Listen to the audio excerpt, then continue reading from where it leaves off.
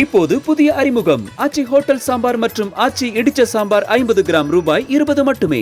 மதுரையில் வருமான வரி துறை அலுவலகத்தை முற்றுகையிட முயன்ற PR பாண்டியன் தலைமையிலான விவசாயிகளை போலீசார் தடுத்து நிறுத்த முயன்றதால் தள்ளுமுள்ளு ஏற்பட்டது. கேரள அரசு முல்லை பெரியார் அணைக்கு மாற்றாக புதிய அணை கட்டுவதற்கு எதிர்ப்பு தெரிவித்து அனைத்து விவசாயிகள் சங்கத்தின் ஒருங்கிணைப்பு குழு தலைவர் PR பாண்டியன் தலைமையில் மதுரையில் ஆர்ப்பாட்டம் நடத்த திட்டமிடப்பட்டு இருந்தது. மதுரை தமுக மைதானத்திலிருந்து வருமான வரித்துறை அலுவலகம் வரை விவசாயிகள் பேரணியாக செல்ல இருந்த நிலையில் அதற்கு போலீசார் அனுமதி மறுத்தனர். இதனால் போலீசாருக்கும் விவசாயிகளுக்கும் இடையே வாக்குவாதம் ஏற்பட்டது.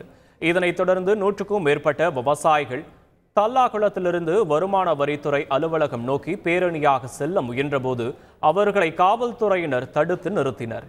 அப்போது போலீசாருக்கும் போராட்டக்காரர்களுக்கும் இடையே தள்ளுமுள்ளு ஏற்பட்டது.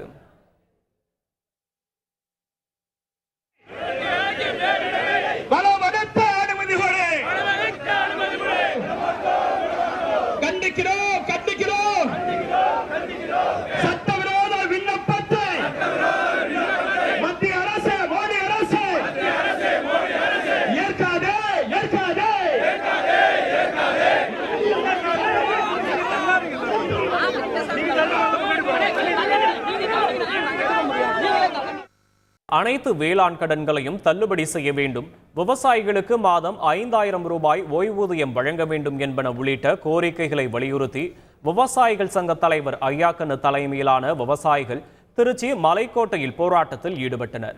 மலைக்கோட்டை உச்சிப்பிள்ளையார் கோயிலில் உள்ள கார்த்திகை தீபம் ஏற்றும் டவரில் ஏறி போராட்டத்தில் ஈடுபட்ட அவர்கள் மத்திய மாநில அரசுகளுக்கு எதிராக கோஷங்கள் எழுப்பினர்.